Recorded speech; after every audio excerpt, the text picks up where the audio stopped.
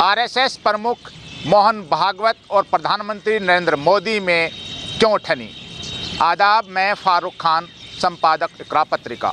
Thar news इकरा पत्रिका के इस चैनल में आपका स्वागत है, आपका इस्तकबाल है। जैसा कि हमने इंट्रो में बताया है कि आरएसएस प्रमुख यानी राष्ट्रीय स्वयंसेवक प्रमुख मोहन भागवत और प्रधानमंत्री नरेंद्र मोदी में सियासी तौर पे ठन चुकी है, तो वो क्यों ठनी है, इसी मुद्दे का ये एपिसोड है, जिसे आप आखिर तक देखिए।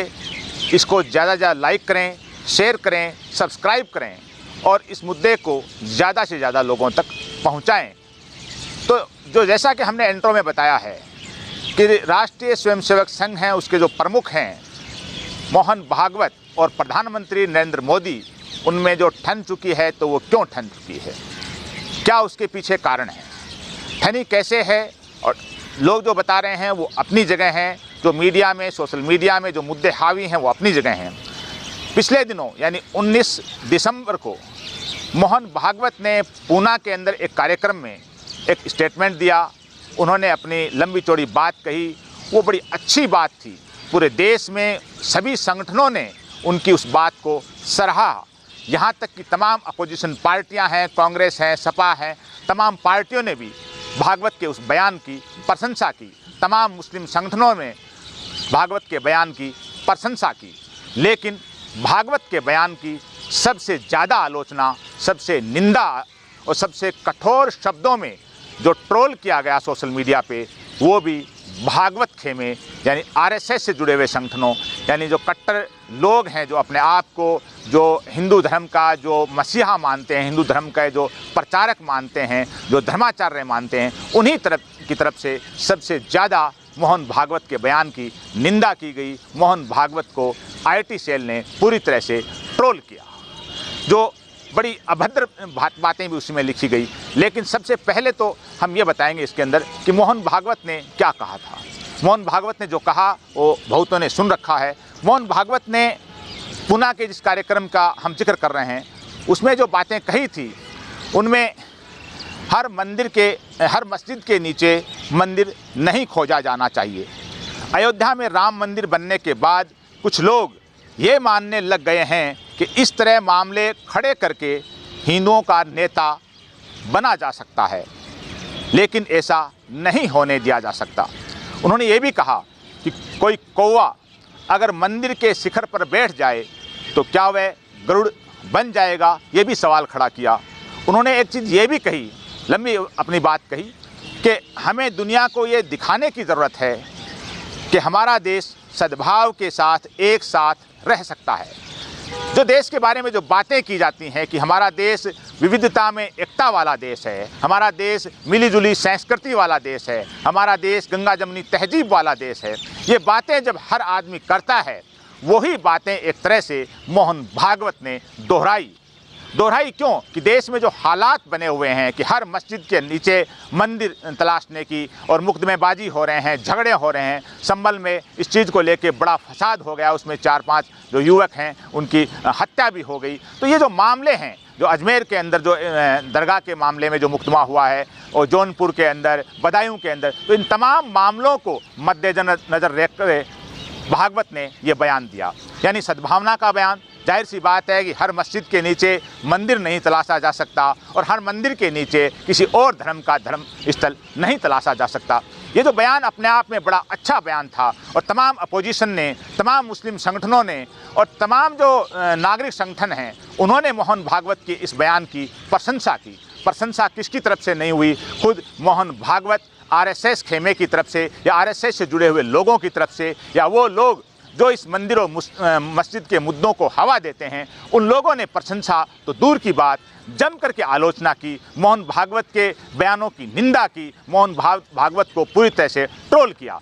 2 लोगों के नाम हम इसमें आपको जो बता रहे हैं कि जिनके बयान आए, जिनमें प्रमुख तौर पे जो जगत गुरु राम भद्राचार्य हैं, जो प्रधानमंत्री नरेंद्र मोदी के नज़दीकियों में से हैं, उन्होंने जो मोहन भागवत के बयान पे जो प्रतिक्रिया दी, जो काफ़ी बड़ा बयान है उनका, उसके जो जुमले हैं वो हम आपको यहाँ बता रहे हैं। राम भद्राचार्य ने कहा कि मोहन भागवत किसी संगठन के प्रमुख तो हो सकते हैं, वो हिंदू धर्म के प्रमुख नहीं हैं। कि हम उनकी बात मानते रहें। वो हमारे अनुशासक नहीं हैं, हम उनके अनुशासक हैं। लंबे चौड़ी उन्होंने बात कही जिसमें उन्होंने भागवत के बयान की आलोचना की। इसी तरह चक्रपाणी महाराज हैं, वो भी प्रधानमंत्री नरेंद्र मोदी के बड़े अच्छे प्रशंसक हैं, मोदी के नज़दीकी लोगों में से हैं। उन्होंने जो बयान दिया भागवत के बयान की प्रतिक्रिया में, उन्होंने कहा इस तरह के बयान से जिहादियों का मनोबल बढ़ता है और दूसरे पक्षकार हैं जो मुकदमे लड़ने वाले हैं या हिंदू संगठन हैं, उनका हौसला गिरता है। यानी भागवत के बयान की तमाम जो लोग हैं, जो अपने आप को धर्माचार्य कहते हैं, जो अपने आप को हिंदू धर्म के जो पदाधिकारी कहते हैं या जो हिंदू संगठन है उनके पदाधिकारी कहते हैं, या जो इन मंदिर मस्जिद के मुकदमों के अंदर प्रत्यक्ष और अप्रत्यक्ष तौर पे जुड़े हुए हैं, इन तमाम लोगों ने मोहन भागवत के बयान की आलोचना की, निंदा की और बहुतों ने मोहन भागवत को सोशल मीडिया पे ट्रोल भी किया। अब बात यह है कि ऐसा क्यों हुआ।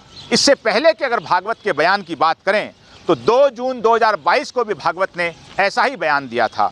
तब भागवत ने नागपुर के अंदर जो आरएसएस पदाधिकारियों का जो प्रशिक्षण शिविर था उसके अंदर भागवत ने जो भाषण दिया उसमें 2022 को कहा था कि हर मस्जिद के नीचे शिवलिंग खोजने से बाज आना चाहिए, कि हमें हर मस्जिद के नीचे शिवलिंग नहीं तलाश करना चाहिए। ये बात 2022 में भागवत ने कही थी।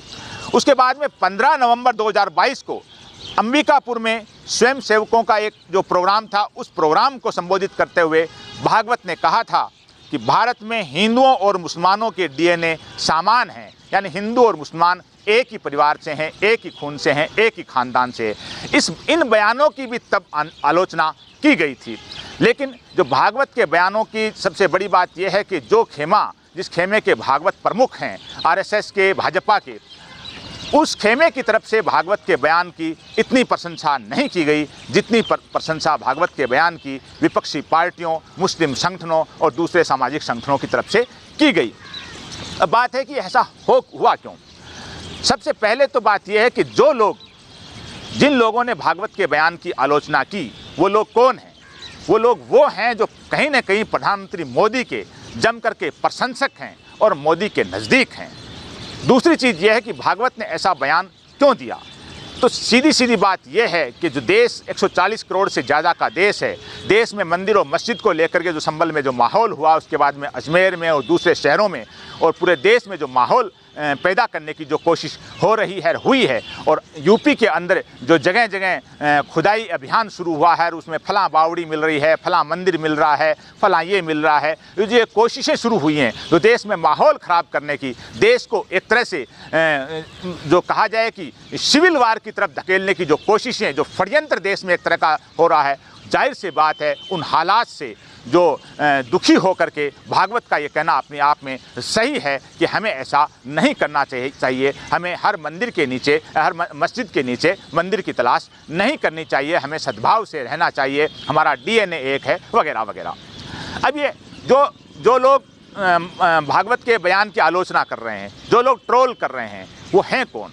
जाहिर सी बात है वो वही लोग हैं जो इन मुद्दों को हवा देते हैं, जो भारतीय जनता पार्टी, आरएसएस और इनसे संबंधित संगठनों से प्रत्यक्ष और अप्रत्यक्ष तौर पे जुड़े हुए हैं। लेकिन सरकार की तरफ से या भाजपा की तरफ से या प्रधानमंत्री मोदी की तरफ से भागवत के इस बयान के मामले में कुछ भी नहीं आया। अब बात यह है कि तो फिर क्या हुआ।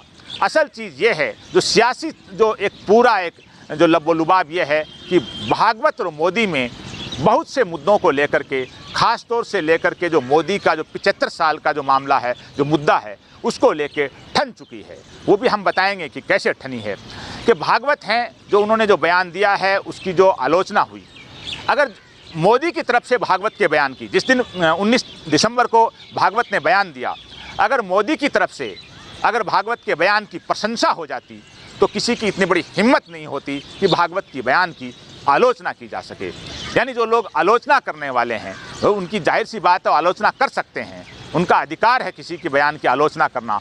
लेकिन ये वो लोग हैं जो कहीं ना कहीं प्रत्यक्ष और अप्रत्यक्ष तौर से जो सत्ता के नज़दीक रहना चाहते हैं या प्रत्यक्ष और अप्रत्यक्ष तौर पे प्रधानमंत्री मोदी के नज़दीक माने जाते हैं, उनकी तरफ से आलोचना होना, वो भी आरएसएस प्रमुख की आलोचना होना अपने आप में बड़े सवाल करती है। आरएसएस तो सबको मालूम है कि दुनिया का सबसे बड़ा संगठन है। आरएसएस बहुत बड़ा संगठन है। इतना बड़ा संगठन जो पूरी तरह से समर्पित कैडर का संगठन दुनिया में कोई दूसरा संगठन नहीं है। उसी संगठन की जो पार्टी है भारतीय जनता पार्टी, वो भी दुनिया की सबसे बड़ी मेंबरशिप की पार्टी है। ऐसी यानी भागवत न सिर्फ आरएसएस के प्रमुख हैं, भारतीय जनता पार्टी के भी प्रमुख जो आरएसएस है और आरएसएस के प्रमुख भागवत हैं। यानी भाजपा भी कोई भी नीति बनाती है तो वो आरएसएस की जो एक तरह की आरएसएस की मंत्रणा के बाद ही बनाती है। तो इतना होने के बाद उस भारतीय जनता पार्टी के प्रधानमंत्री कौन हैं? नरेंद्र मोदी। तो इतना होने के बाद भी अगर उस खेमे की तरफ से आलोचना हो, जो अपने आप को धर्माचार्य कहें, जो अपने आप में मोदी के नज़दीक कहें, उन लोगों की तरफ से आलोचना होती है, तो सीधा सीधा सियासी गलियारों में जो सवाल है कि जो आलोचना करने वाले हैं उन लोगों को एक तरह से प्रधानमंत्री मोदी खेमे का ही सह है। यानी जो भागवत की जो जिस तरह से आलोचना हुई है, जिस तरह से उनको ट्रोल किया गया है, उसके बारे में जो सियासी गलियारों में जो चर्चा है कि वो मोदी खेमे के इशारे पे सब कुछ हुआ है।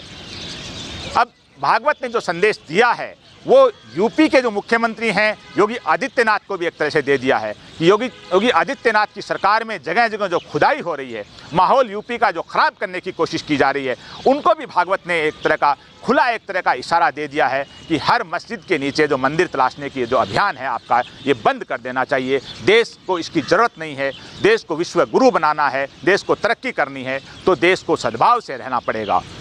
लेकिन योगी भी रुकने वाले नहीं हैं।